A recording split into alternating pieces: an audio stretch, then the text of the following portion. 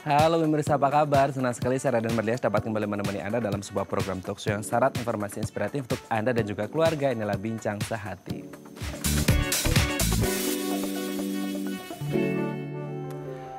Ya pemirsa, Bincang Sehati hari ini kita sudah masuk 2021 gitu ya. Dunia sudah 4.0, bentar lagi mungkin 5.0, di mana sehari-harinya kita, aktivitas kita, kegiatan kita semua dibarengi dengan teknologi dan juga gawai. Apalagi masa pandemi, kita kerja dari rumah gitu ya, semuanya pakai gawai, pakai handphone, pakai laptop dan lain sebagainya. Pertanyaannya kemudian adalah apakah ada dampak kesehatan ketika kita terus-menerus menggunakan gawai? Nah, inilah topik yang akan kita bahas hari ini, yaitu gangguan kesehatan akibat gawai. Namun sebelum membahasnya, kita akan membahas terlebih dahulu nih fun fact bijak menggunakan gawai. Kita lihat ya, yang pertama. Gunakan aplikasi pengingat, ini sangat penting mengingat sekarang kita pandemi, kita kayaknya stay at home terus gitu ya. Apalagi kalau kita harus kerja menggunakan telepon atau laptop, biasanya kita kerjanya dari jam 9 pagi sampai jam 5 sore, ini bahkan mungkin lebih dari 12 jam, bahkan mungkin hampir 24 jam. Jadi kalau bisa kita harus pandai-pandai ngeset alarm untuk kayak, oh udah 2 jam nih, udah 3 jam gitu ya. Nah ini juga menjadi penting juga berkaitan dengan kuota juga gitu ya. Oke, kita lihat yang kedua.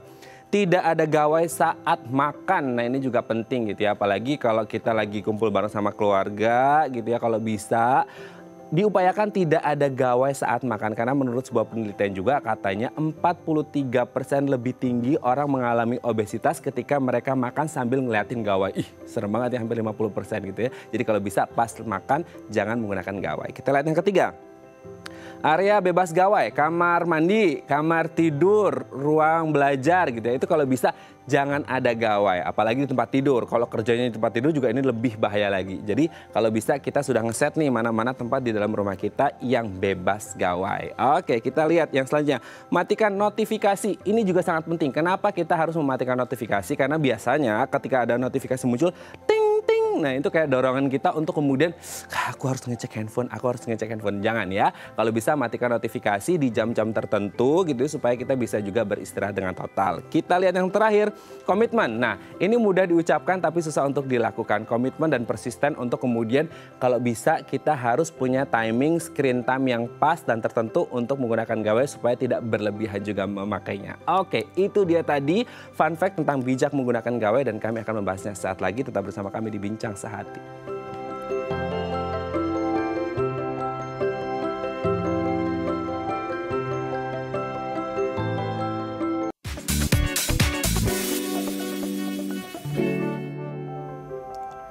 Baik, Anda masih bersama kami di Bincang Sehati dan kita masih membahas tema kita hari ini gangguan kesehatan akibat gawai gitu ya. Tadi di segmen sebelumnya kita sudah membahas beberapa fun fact untuk kemudian kita bijak menggunakan gawai. Nah untuk membahasnya telah tersambung bersama kami di sambungan Zoom dengan Ibu Denrich Suryadi, MPSI Psikolog dari Fakultas Psikologi Universitas Tarumanagara. Selamat pagi Bu Denrich, apa kabar? Pagi Mas Raden, sehat. Kabar Sehat saya baik. terus ya. Oke, Bu Denrich, hari ini kita akan membahas salah satu hal yang bukan mungkin, tapi dihadapi oleh kita semua apalagi di masa pandemi sekarang gitu ya. Dimana untuk yang orang dewasanya ini WFH gitu ya, bekerja dari rumah. Untuk yang anak-anaknya ini sekolah atau belajarnya dari rumah online untuk ke sekolah. Mau nggak mau gitu ya, kita harus menggunakan gawai, entah itu handphone ataupun laptop dan lain sebagainya. Nah pertanyaannya kemudian adalah bagaimana sih supaya kita tetap bisa bijak gitu ya, supaya tidak terlalu addicted banget sama yang namanya gawai gitu. Karena kan katanya ini bisa berpengaruh juga ke kesehatan mental kita. Kita lihat yang pertama ya Bu ya. Apakah benar menggunakan aplikasi pengingat menjadi hal bijak pada saat menggunakan gawai? Ini harus ada aplikasi pengingat gitu untuk kayak, oh ini udah 30 menit, ini udah sejam gitu. Nah ini penting sebenarnya nggak sih? Ya, sangat penting sekali Mas. Jadi memang sebenarnya aplikasi pengingat ini kan untuk membantu kita untuk bisa mengontrol diri ya, khususnya untuk dalam menggunakan gawai. Jadi memang sebenarnya fungsinya justru sebagai pengingat dan juga ya itu tadi untuk melatih kita menetapkan batas-batas. Oke, berarti untuk menetapkan batas-batas supaya screen time-nya tidak terlalu over gitu ya. Kalau akhirnya terlalu menggunakannya berlebihan, kalau dari sisi kesehatan medisnya mungkin dari mata kan ada capeknya juga. Tapi kalau dari sisi psikologis dia kalau terlalu banyak terus kemudian didrastiskan cuma 30 menit, ini bisa menimbulkan kayak semacam adiksi gitu nggak sih Bu Denrich? Ya pastinya, karena memang kalau yang namanya dampak psikologis biasanya terkait juga dengan dampak medis atau dari dampak biologis.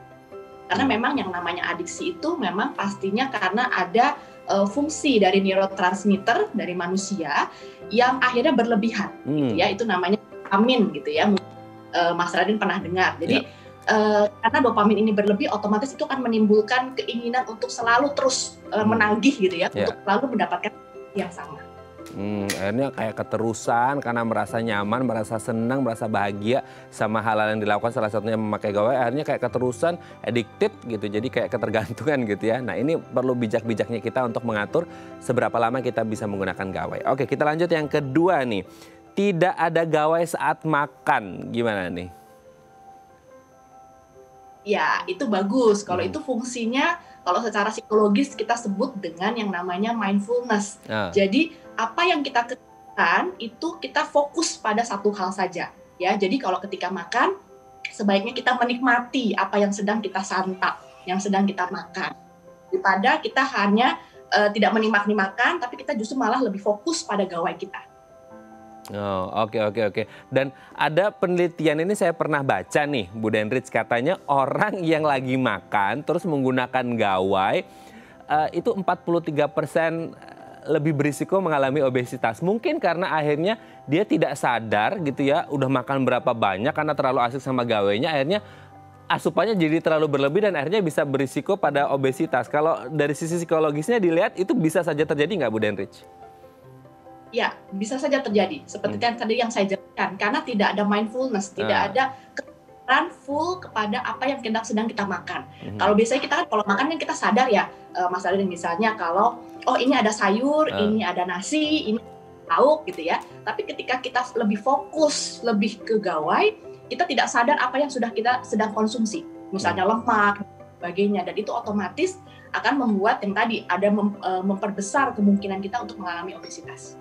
Oh, oke, berarti nggak sadar udah berapa banyak yang dikonsumsi gitu ya, karena terlalu asik sama gawainya gitu ya. Karena mungkin juga dari dopaminnya keluar, jadi akhirnya kayaknya enak-enak makan terus, padahal bisa berlebih dan itu bisa berakibat pada obesitas ya, itu tidak baik. Jadi jangan ada gawai saat makan. Selanjutnya, area bebas gawai. Penting nggak sih untuk kemudian kita di keluarga nih, kayak kan sering nih ketika orang pergi ke kamar mandi gitu ya, Bu Denrich ya, akhirnya kayak bawa bawa gawai untuk ya either dengerin musik atau yang lain lah sambil nonton YouTube segala macam, akhirnya terlalu lama di kamar mandi. Atau kemudian pas mau bobo gitu ya, mau tidur malam, asik menggunakan gawai, akhirnya waktu istirahatnya berkurang. Berarti penting dong untuk kemudian menentukan area bebas gawai di rumah. Ya, kalau untuk area bebas gawai ini sepertinya kembali lagi ke kebijakan pribadi ya. Tapi kalau dibilang manfaat tidak, pastinya bermanfaat sekali ya. Karena memang artinya kita harus membatasi ya. Misalnya kita punya komitmen satu keluarga, kita hanya memegang gawai ketika sekolah dari rumah atau kita juga sambil kerja dari rumah. Setelah itu makan atau mungkin ketika kita ngumpul bersama nonton TV tidak ada yang membawa gawai. Itu sebenarnya sangat baik sekali ya untuk pengontrolan diri dan juga komitmen dengan bersama seluruh keluarga. Oke.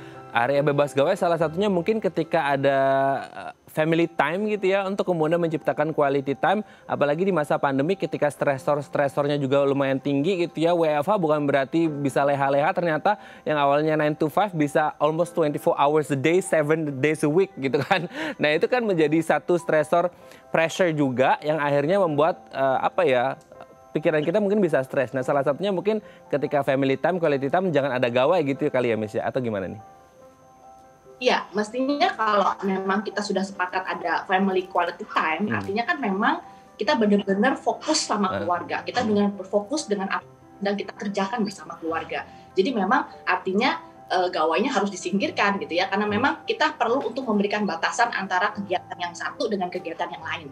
Gitu. Jadi ya ini sebenarnya sih untuk lebih membatasi diri dan pastinya untuk mencegah adanya keinginan kita untuk selalu memeriksa, mencek terus ya ada notifikasi dari gawai kita. Nah itu dia, karena ya, salah satu hal yang penting dalam meningkatkan kebahagiaan dan juga untuk mengurangi stres adalah ketika kita lagi ngumpul bareng sama keluarga gitu ya. Kalau bisa ya at least once a week lah gitu, seminggu sekali kita ngobrol bareng, adakan daerah tanpa gawai untuk kemudian sama-sama cerita gitu ya. Karena ini juga bisa meningkatkan kebahagiaan dalam keluarga juga. Kita lihat yang selanjutnya.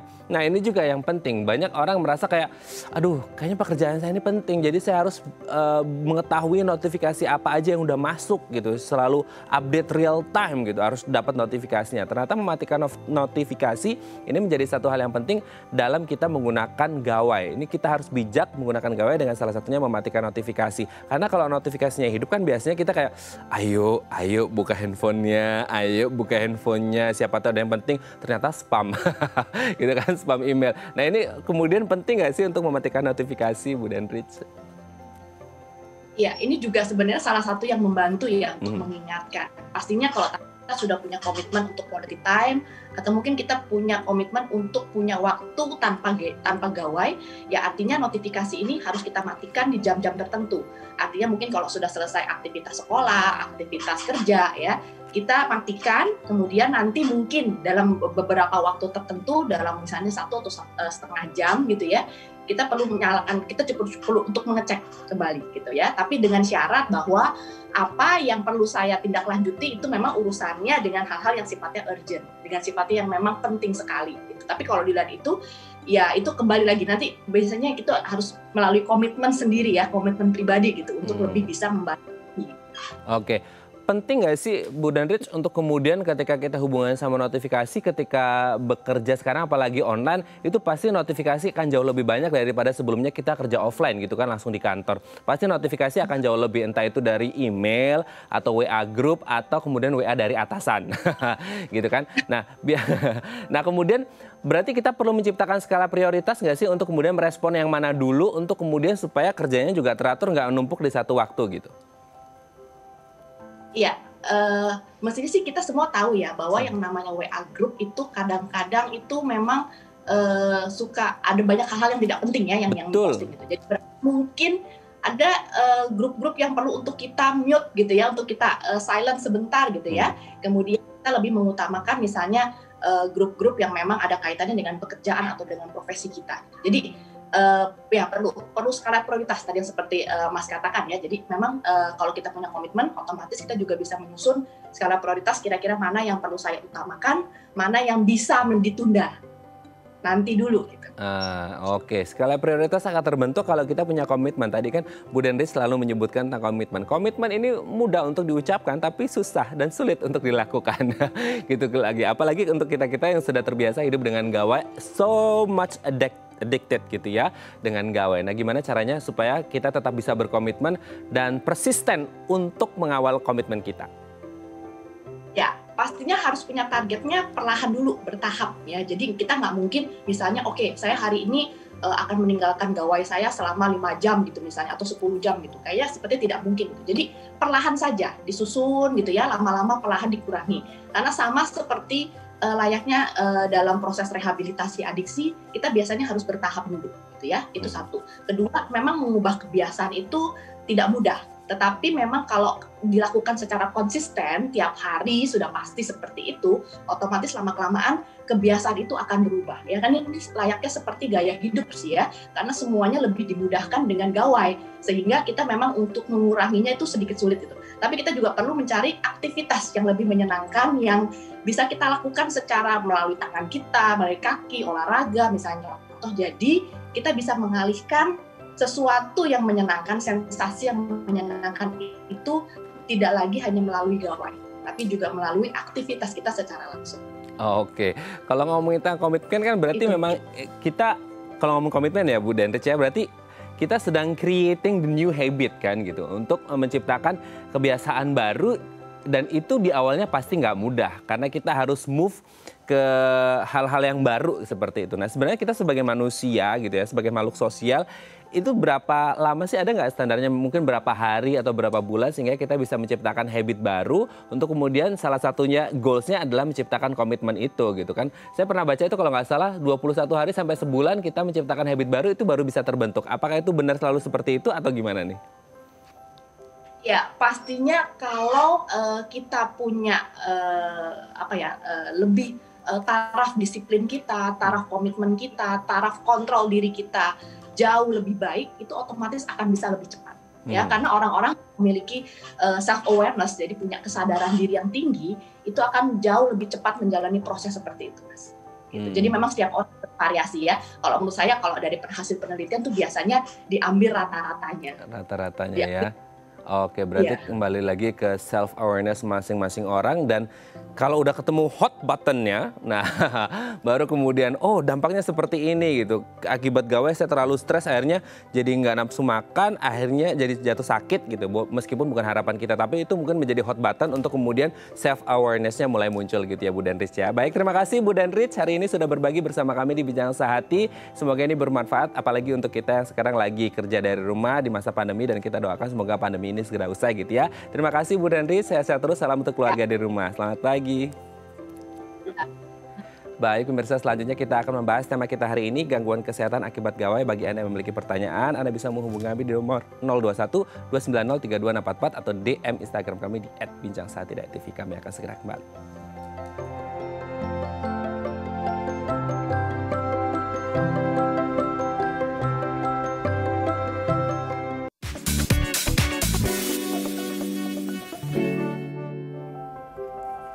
Baik, Anda masih bersama kami di Bincang Sehati dan kita masih membahas tema kita hari ini, gangguan kesehatan akibat gawai. Bagi Anda yang memiliki pertanyaan seputar tema kita hari ini, Anda bisa menghubungi kami di nomor 021 290 32644 atau DM Instagram kami di @bincangsahat.tv dan telah tersambung bersama kami di sambungan Zoom dengan Dr. Andre Setiawan dari Mayapada Hospital Tangerang. Selamat pagi Dr. Andre, apa kabar?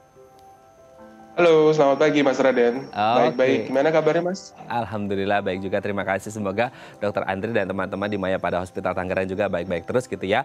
Dok, hari ini kita akan membahas Amin. salah satu hal yang harus dihadapi gitu ya. Mungkin menyambung dari segmen sebelumnya, kita sudah WFH, udah hampir 1 tahun kali ya, karena kita mulai dari Maret, itu ini udah mau Februari gitu. Nah, pertanyaannya kemudian ketika kita sudah terlalu banyak berinteraksi dengan gawai, di mana mungkin kita biasa kerja dari jam pagi, jam 9 sampai jam 5 sore, akhirnya sekarang kita harus berhadapan langsung dengan gawai hampir seharian full gitu ya. Nah, ini menjadi salah satu hal yang dikhawatirkan oleh kita semua adalah bagaimana kemudian dampak gawai pada kesehatan kita gitu ya. Kita lihat yang pertama, ini sebenarnya dimaksud dengan gawai itu apa sebenarnya, Dok? Oke, gawai itu bahasa mungkin yang sering disebut oleh teman-teman pada masyarakat pada umum adalah gadget gitu ya. Gadget ini termasuk yang menyalurkan internet di dalam hal itu seperti komputer ya, termasuk handphone, termasuk tablet, dan hal-hal yang lain yang berurusan dengan internet gitu ya. Oh, Jadi oke. Seperti itu ya. Oke, nah ini kan kalau kita ngomongin gawai, nah kalau hubungannya dengan kesehatan gitu ya, kita nggak tahu, maksudnya kita sebagai orang awam itu kesehatannya nyangkut ke mata atau nyangkut ke seluruh fisiologis kita atau seperti apa. Tapi sebenarnya di usia berapa sih ketika orang atau manusia itu sudah bisa berinteraksi langsung dengan gawai gitu, kalau dilihat atau dari sisi kesehatan gitu, Dok? Oke, baik. Sebetulnya ini memang menjadi concern kami di dunia kesehatan, terutama di bidang kesehatan anak gitu ya. Karena seperti yang kita ketahui belakangan ini, penggunaan gawai atau gadget itu digunakan untuk sebagai salah satu pengganti pengasuh dalam tanda kutip ya oleh orang tua untuk membantu mengurangi beban orang tua mungkin yang mungkin ditambah juga dengan pekerjaan kantornya, apalagi di masa pandemi seperti ini. Berdasarkan American Association of Pediatrics, tahun 2020 kemarin itu baru terjadi update. Jadi baru diupdate bahwa penggolongan usia sebaiknya di bawah 2 tahun itu paling baik adalah tidak menggunakan gadget sama sekali gitu ya. Sedangkan di bawah 18 bulan baiknya ya digunakan hanya untuk interaksi. Jadi penggunaan gawai atau gadget diperbolehkan di bawah 18 bulan bila digunakan untuk video call atau video conference dengan keluarga yang jauh, karena seperti ini kita nggak bisa silaturahmi antar keluarga gitu ya Pak, gitu ya Mas. Nah, untuk usia 18 sampai 24 bulan boleh diperkenalkan dengan gawai atau gadget dengan stimulus-stimulus yang mendukung. Contohnya mungkin pengajaran terhadap apa itu binatang ya, seperti gambar-gambar binatang, tapi ditemani, bukan lebih kepada oh ini gawainya silahkan main sendiri gitu ya, bukan seperti itu.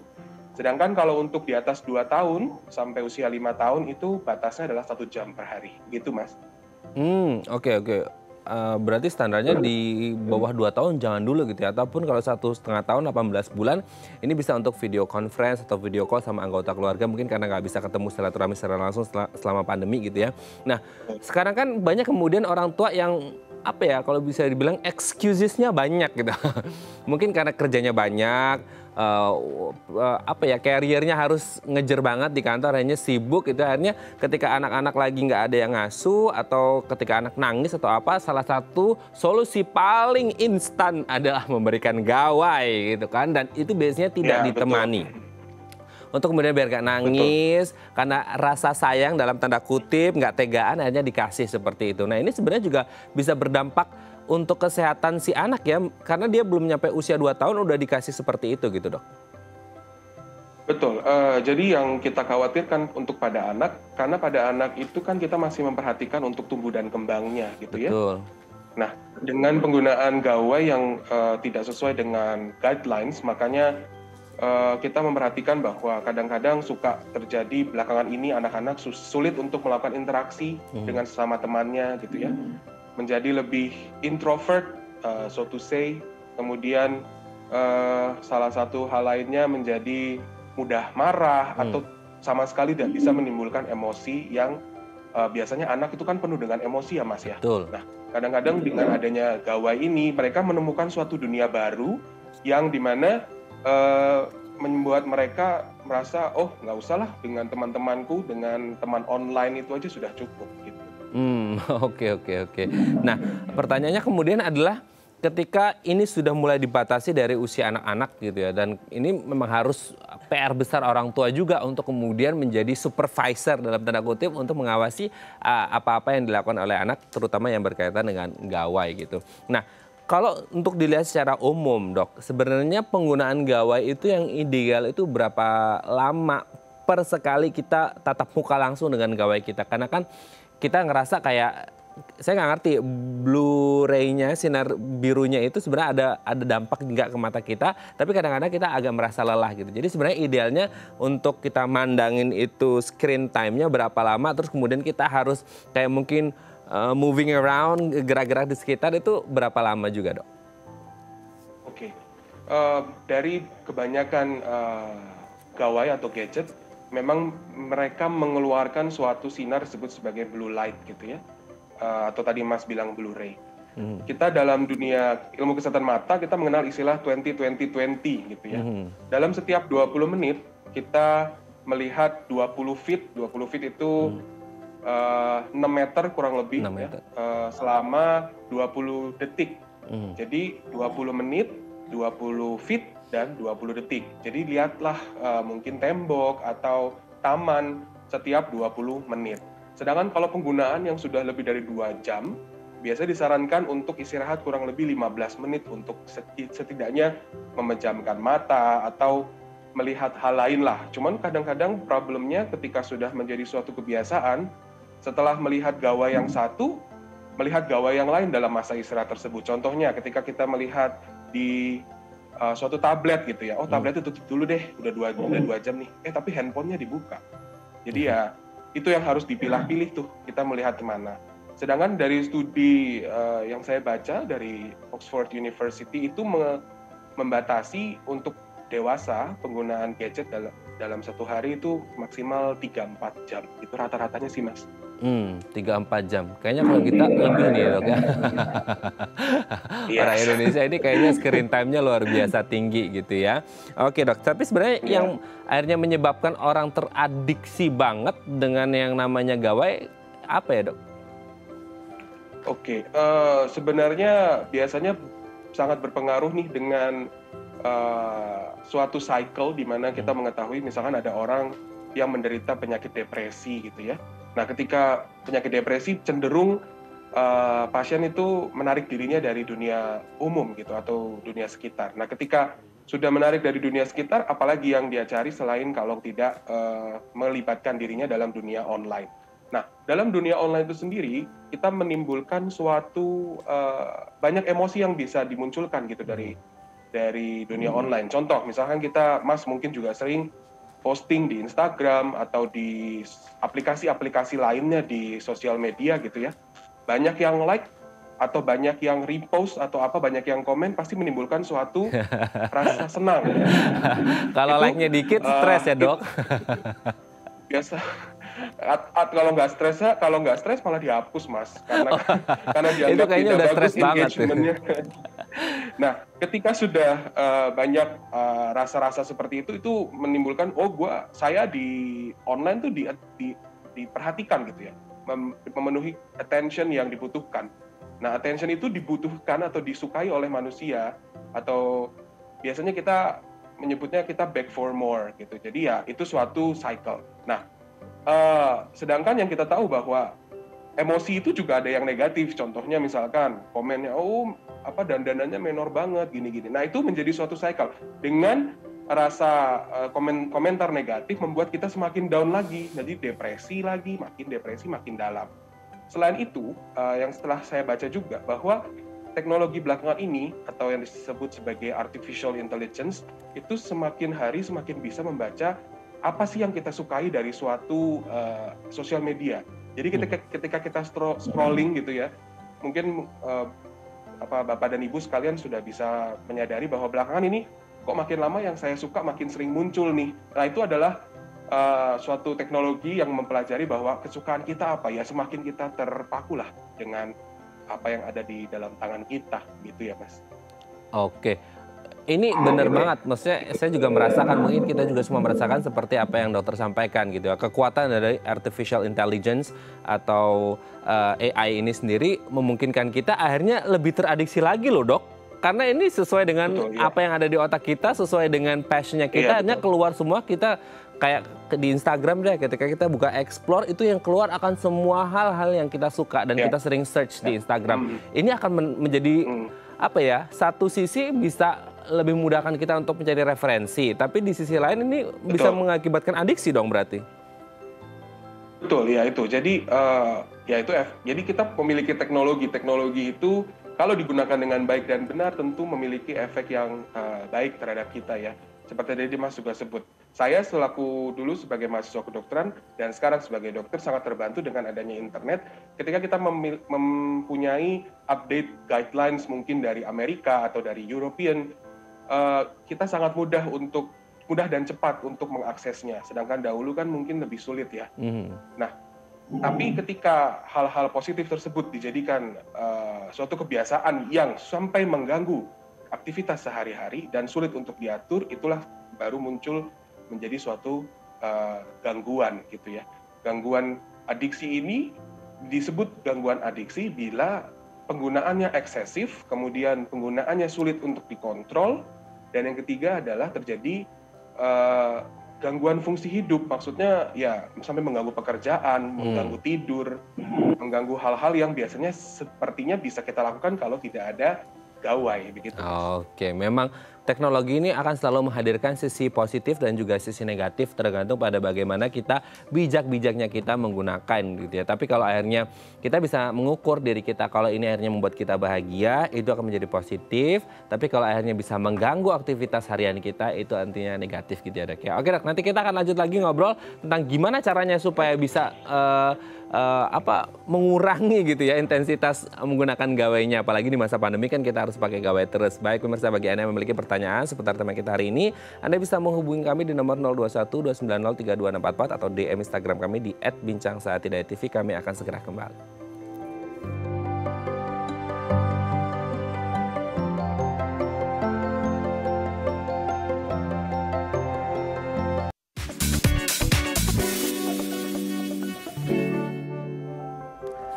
Baik, Anda masih bersama kami di Bincang Saati dan kita masih membahas tema kita hari ini, gangguan kesehatan akibat gawai. Masih bersama dengan Dr. Andre Setiawan dari Mayapada Hospital Tangerang. Dok, kalau kita lanjut lagi, sebenarnya ada nggak ciri-ciri yang mungkin ini, kalau tadi kan kita ngomongin yang dirasakan oleh orangnya gitu. Nah, kalau kita sebagai orang luar gitu ya, itu kita bisa nggak ngelihat orang ini kayaknya udah mulai teradiksi nih. Terutama ini yang kita lakukan oleh orang tua ke anaknya gitu.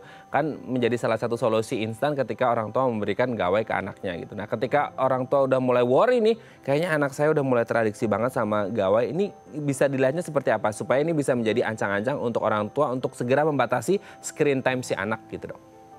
Oke. Selain yang tadi sudah saya sebutkan mengenai batasan screen time dari guideline Perhimpunan Dokter Anak di Amerika, kita biasa menilai suatu adiksi gawai melalui 3 hal, yaitu penggunaan gawai atau gadget dengan jenis apapun, termasuk dalam hal ini adalah internet dengan metode apapun yang melebihi semestinya. Tadi kan sudah disebutkan sebelumnya bahwa maksimal kalau untuk anak-anak sampai 5 tahun 1 jam per hari gitu ya. Meskipun saya yakin kebanyakan melebihi hal tersebut. Untuk orang dewasa maksimal 3-4 jam berdasarkan penelitian dari Oxford University. Nah, setelah itu ditambah juga dengan saya tahu nih bahwa saya mengalami kelebihan waktu dalam penggunaan gawai. Apa yang perlu saya lakukan? Saya mengontrol diri saya. Nah, kalau masih bisa dikontrol, maksudnya, nanti dulu deh, saya taruh dulu ke samping, saya kerjakan dulu hal-hal yang memang perlu saya kerjakan. Misalnya, visit pasien, atau misalkan teman-teman mungkin mengerjakan PR di rumah, teman-teman lagi yang school from home gitu ya, bisa mengerjakan tugas atau ulangan belajar yang semestinya memang harus dilakukan. Nah, kalau dengan kontrol itu tidak bisa dilakukan, maka disebut sebagai difficult to control atau failure of control. Nah, ditambah lagi dengan sudah ada gangguan dalam aktivitas sehari-hari. Kalau ibu-ibu mungkin suaminya pulang yang seharusnya sebiasanya kalau sebelum ada gawai sudah tersedia makanan atau sudah rumah-rumah sudah rapi atau anak sudah diurusi dengan baik, ini sama sekali tidak bisa terus karena ya tadi diisi dengan gawai. Itu mereka sadari bahwa biasanya sih mereka sadari bahwa something is wrong gitu ya. Saya sudah mencoba untuk menguranginya tapi kok nggak bisa-bisa. Nah, itu menimbulkan suatu rasa cemas dan juga bisa cenderung mengarah ke arah depresi. Nah, yang tadi lagi bahwa ketika sudah ada rasa cemas dan depresi, cenderung orang mencari pelarian dalam tanda kutip ya. Ya biasanya cenderung masuk ke gadget lagi. Ya mungkin masuk ke forum, tanya-tanya ke ibu-ibu dan teman-teman yang lainnya. Itu sebenarnya adalah suatu bentuk coping mechanism dari seseorang yang menyadari bahwa dirinya sudah terjadi suatu adiksi. Gitu sih, Mas. Satu coping mechanism ya, sudah terjadi adiksi. Oke dok, sebelum lanjut kita sudah ada penelpon dok. Kita sapa terlebih dahulu. Halo, selamat pagi. Dengan siapa di mana? Dengan Caca di Bekasi. Dengan siapa? Caca. Kakak? Iya. Oke, kakak. Mbak Kakak di Bekasi. Silakan Mbak Kakak. Mau tanya dok. Ya.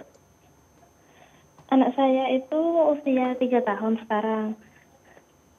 Iya. Jadi dari zaman 1,5 tahun, setiap makan tuh selalu saya kasih gadget. Biar gampang makannya.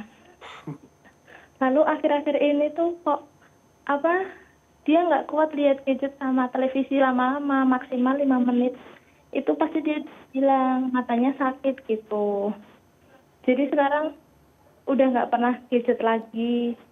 Nah itu gimana ya dok? Saya khawatir juga nih.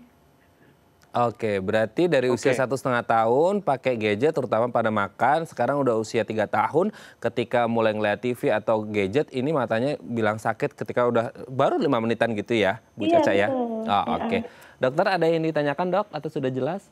Sudah cukup. Sudah jelas ya. Baik, terima kasih Mbak Caca yang ada di Bekasi, kita akan coba jawab. Silakan dok.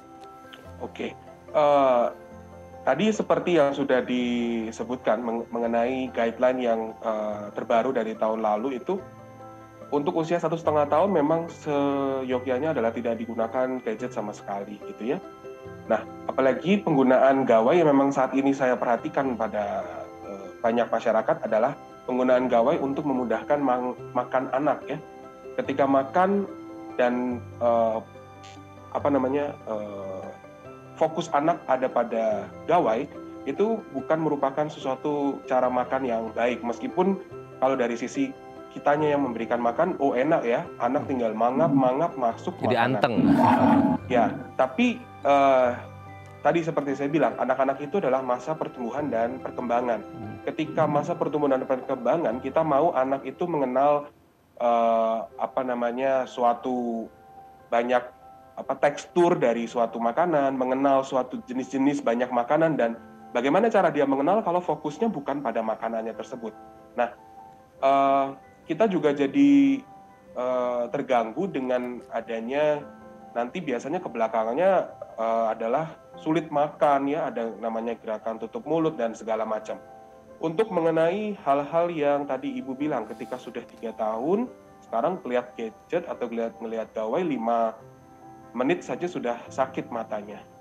Kita mengenal suatu istilah computer vision syndrome atau ya istilah gampangnya mata kering gitu ya.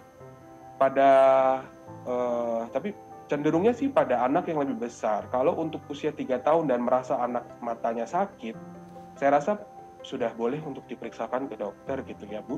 Apakah sudah terjadi mata kering yang memerlukan tetesan mata artificial atau artificial tears gitu. Karena gangguan mata pada anak yang tidak diterapi secara dini bisa menimbulkan masalah yang lain ke depannya. Apakah mungkin anak sudah menimbulkan suatu gangguan mata seperti miopia atau gangguan-gangguan lainnya, itu perlu pemeriksaan ke dokter. Jadi ada kemungkinan berhubungan dengan gawai, ada kemungkinan tidak berhubungan dengan gawai. Tapi ada sisi positifnya nih Bu ya, dengan 5 menit tidak kuat dengan gadget, sekarang akhirnya sudah tidak menggunakan gawai sama sekali. Itu sih Mas. Oke, semoga ini bisa menjawab pertanyaan dari Bu Caca ya Dok ya, yang ada di Bekasi, dan semoga anaknya ini kembali sehat. Kalau bisa screen time-nya ini mulai diatur, dan kalau bisa segera dikonsultasikan ke dokter untuk melihat apa yang terjadi dengan mata sang anak. Sehat-sehat terus untuk anaknya Bu Caca di Bekasi. Terima kasih sudah menghubungi kami. Dok, kita lanjut lagi, ini ada DM Instagram Dok, saya bacakan ya Dok ya. Ya. Oke, dari @rita_27, Dok, saya punya kebiasaan untuk menaruh gawai di bawah bantal setiap tidur. Nah, belakangan ini kepala saya tuh sering pusing. Nah, apakah ini ada hubungannya dengan kebiasaan saya ini? Nah, ini kan yang mungkin sering dibahas ya Dok ya, nggak tahu ini hubungannya atau nggak. Orang bilang ada radiasi lah, ada inilah, ada itulah. Nah, sebenarnya ada hubungan nggak dengan ini naruh gawai di bawah bantal, tidur, kepalanya sering pusing? Gimana nih Dok? Oke. Dari yang saya baca, semua pabrikan dari gawai ya, apapun itu mereknya, sudah melalui beberapa penelitian dan beberapa testing mengenai radiasi yang muncul. Memang pasti mereka memiliki radiasi, cuman kita memiliki batasan radiasi yang tidak mengganggu kesehatan manusia gitu ya. Kalau ditaruh di bawah bantal, yang saya pikirkan sampai menimbulkan sakit kepala adalah berarti sebelum tidur, penggunaan gawai atau penggunaan gadgetnya itu akan lebih tinggi. Jadi, karena bisa ditaruh di bawah bantal, pasti cenderung sebelum tidur nih ya, kita scrolling terus, itu aplikasi-aplikasi yang ada pada gawai kita. Nah, itu yang menyebabkan kita mungkin jadi waktu tidurnya berkurang, ya, kualitas tidurnya berkurang. Belum lagi kalau lagi dalam tidur, tiba-tiba dia berdering atau notifikasinya berbunyi atau bergetar, itu tentu mengganggu kualitas tidur kita. Saran yang baik adalah ketika sudah mau tidur, lebih baik gawai itu ditaruh jauh dari lokasi kita, supaya kita tidak terdistraksi dan supaya kita tidak terpacu untuk memegangnya sebelum tidur. Karena ya saya akui saya sendiri kadang-kadang kalau sebelum tidur ya saya juga buka-buka gawai saya gitu ya untuk melihat yang terbaru. Cuman ya memang seharusnya sih sebaiknya itu diletakkan jauh dari kepala. Kalau untuk ada hubungan dengan sakit kepala secara langsung, saya rasa bukan melalui radiasi tersebut. Oke, semoga ini bisa menjawab pertanyaan dari Bu Rita ya. Kita lanjut lagi Dok, mungkin yang terakhir nih. Pengobatan seperti apa yang harus dilakukan? Atau apakah secara psikologis, fisiologis, atau kedua-duanya juga perlu gitu untuk kemudian bisa mengurangi penggunaan gawai sehingga dampak pada kesehatannya agak diminimalkan gitu?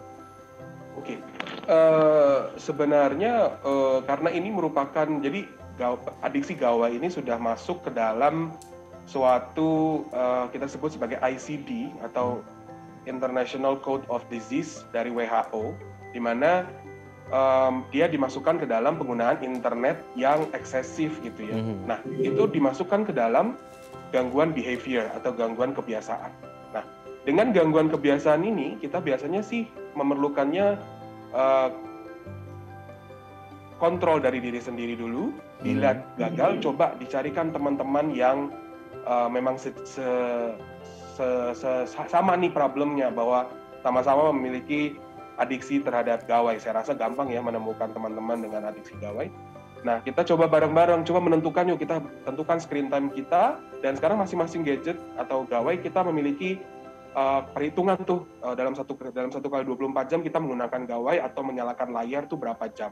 Jadi bisa dicek di situ, dan kita menentukan goal masing-masing. Nah, ketika sudah itu gagal, ada baiknya dilakukan konsultasi terhadap psikolog atau psikiater untuk apakah memerlukan pengobatan atau cognitive behavioral therapy yang pada tujuannya adalah untuk mengurangi apa yang disebut sebagai adiksi gawai. Selain itu, bisa juga kita tambahkan dengan kegiatan-kegiatan yang lebih positif, misalkan dengan mencari penelitian atau berolahraga atau kunjungan langsung ke teman sebelah. Oh, tapi sekarang lagi pandemi ya, nggak bisa kunjungan langsung ya. Oke. Oke, berarti memang harus segera ketemu dan konsultasi langsung untuk mengobati kalau sudah mulai kecanduan sama gawai gitu ya, Dok ya. Oke, Dok, nanti di segmen terakhir kita akan membahas bagaimana supaya tips kita agar tubuh kita tetap sehat terus gitu ya, Dok ya. Baik pemirsa, bagi Anda yang memiliki pertanyaan, Anda bisa menghubungi kami di nomor 021 290 32644 atau di Instagram kami di @bincangsaat.tv. Kami akan segera kembali.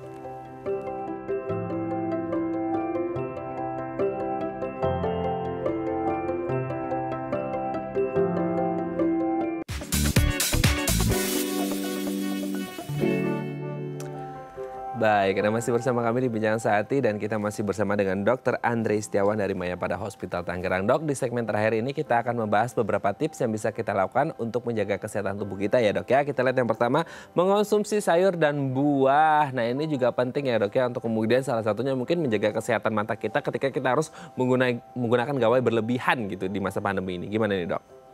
Ya, jadi penggunaan konsumsi sayur dan buah itu yang kita harapkan adalah banyaknya mineral dan vitamin yang bisa kita dapatkan secara alamiah yang dikasih dari Tuhan gitu ya, Mas ya. Bahwa itu bisa kita dapatkan dengan konsumsi sayur dan buah. Selain dari mineral dan vitamin, kita juga bisa mendapatkan serat di dalamnya. Serat itu penting untuk biasanya yang sulit untuk defekasi atau buang air besar, itu sangat membantu proses buang air besarnya seperti itu.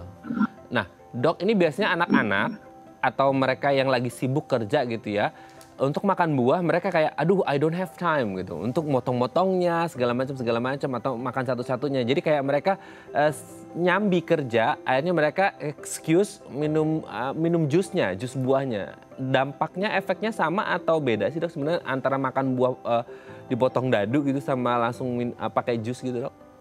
Oke.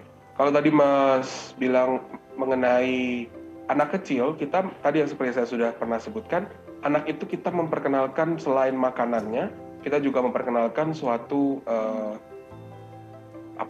kalau dia padat, dia lunak gitu ya, itu perlu diperkenalkan terhadap anak. Sedangkan kalau untuk dewasa, secara teoritis adalah lebih baik pengkonsumsian buah dalam bentuknya, jadi bukan dalam perubahan bentuk. Karena pada saat produksi jus, misalkan dengan menjus buah tertentu, jus itu kan mesinnya juga panas ya. Jadi kadang-kadang bisa ada nutrisi atau serat yang terbuang. Ada juga saya lihat ada juicer yang justru seratnya dibuang, hanya cuman cairannya saja ya.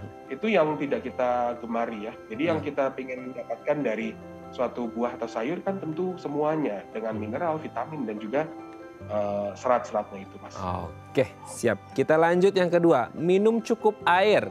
Apakah ini dampak besar pada kesehatan kita, Dok? Oh ya, cukup air itu sangat berpengaruh. Tadi juga sangat mendukung dengan yang poin pertama mengenai konsumsi sayur dan buah, di mana sangat membantu pasien-pasien yang mengalami konstipasi atau kesulitan buang air besar, gitu ya. Jadi dengan konsumsi air yang cukup, kita menjaga tubuh kita untuk kecukupan air. Perlu diketahui 60% tubuh kita terdiri dari cairan atau air ya, yang tersebar dalam berbagai macam sistem organ, termasuk dalam sel-sel juga kita membutuhkan air. Nah, ketika kita kekurangan air, itu banyak sekali hal-hal yang bisa terjadi. Tanda-tanda yang biasanya merupakan suatu tanda bahwa kita kekurangan cairan adalah rasa haus. Ya. Selain rasa haus, itu juga buang air kecil kita biasa berwarnanya sudah lebih kuning atau lebih kecoklatan. Itu suatu tanda yang sudah terlambat. Jadi sebaiknya menurut penelitian yang dilakukan oleh peneliti-peneliti mengatakan bahwa konsumsi cairan itu diminum secara rutin, tidak menunggu rasa haus sehingga kebutuhan cairan itu baik. Dikatakan bahwa kebutuhan yang baik untuk perempuan sekitar 2 liter, untuk kebutuhan untuk laki-laki sekitar 3 liter. Itu hanya roughly ya, jadi sebenarnya harusnya memiliki hitungannya masing-masing. Oke. Istirahat yang cukup, olahraga juga penting loh. Betul. Untuk yang tidur yang cukup itu banyak banget efeknya ya Mas ke belakang. Jadi bisa efek jangka panjang. Kalau kita memiliki gangguan tidur untuk jangka yang panjang, itu bisa berpengaruh kepada kesehatan jantung ya, hipertensi, kemudian jadinya low productivity di waktu kerja gitu ya. Bisa juga dengan jadinya nggak ada mood atau jadi moody banget atau jadi nggak ada gairah untuk bekerja, sehingga banyak pengaruhnya terhadap hal-hal yang berfungsi untuk kegiatan sehari-hari. Nah, untuk olahraga rutin itu juga sama. Jadi ketika olahraga itu kita memacu suatu hormon-hormon dalam tubuh yang membantu kita untuk lebih awake, membantu kita untuk lebih bangun di masa yang semestinya kita bangun gitu ya. Nah, dengan olahraga yang dilakukan rutin ini kita mengelatih tubuh kita untuk lebih terbiasa dengan aktivitas-aktivitas sehari-hari. Jadi lebih semangat gitu Mas. Oke, dan jangan lupa untuk menerapkan protokol kesehatan selama pandemi. Baik, terima kasih Dr. Andre sudah bergabung bersama kami pagi hari ini. Sehat-sehat terus dan salam untuk keluarga di rumah dan salam untuk teman-teman di Mayapada Hospital Tangerang. Selamat pagi Dok, terima kasih. Terima kasih Mas Raden. Baik, pemirsa, bagi Anda yang memiliki kritik dan saran, Anda bisa menghubungi kami di nomor 0889 8100 5000 atau Anda bisa follow media sosial kami di @bincangsaatidayatv. Saya Raden Madlia Pamit, sampai jumpa dan selamat beraktivitas.